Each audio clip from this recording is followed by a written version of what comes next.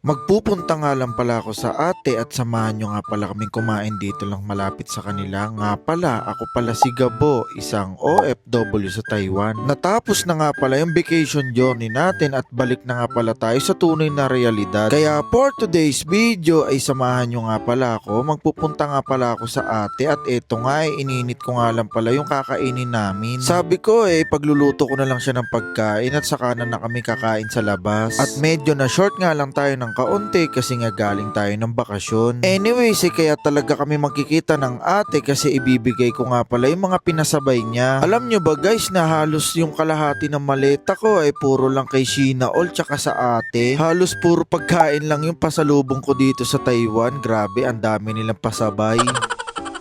Karamihan nga ay mga gamit nila na pambabae at mga skincare nila. Ma-share ko lang isang linggo na nga pala buhat nung umuwi tayo at ngayon nga medyo nakaka-recover na tayo. Kaya gustong gusto ko rin talaga makita yung ate para makapagkwento ako saglit. Sa mga hindi nga pala nakakakilala sa ate, dito nga lang pala siya nakadorm sa may Champion Dormitory sa may Shinshi at ang company naman niya ay Cheapmos. Dahil low budget nga tayo ngayon, inaya na nga lang pala ako ng ate dito sa may Paypay or parang park dito sa Taiwan at malapit lang ito sa dorm nila. May nakita nga din tayo mga ilan-ilan na kababayan natin na dito tumatambay or kumakain. Maganda kasi dito guys at tahimik. Ito nga ang ate ko nung nakaisang taon siya nagbakasyon din siya sa Pilipinas at ngayon nga ako naman. Biglaan kasi itong nagbakasyon at hindi sinabi sa akin agad kaya hindi kami nagkasabay. Nilutuan ko nga lang pala yung ate ng special fried rice ko tapos yung original pancit canton na galing talagang Pilipinas. Kain po tayo at bibitinin ko muna kayo hanggang dito na lang. Maraming salamat sa panonood.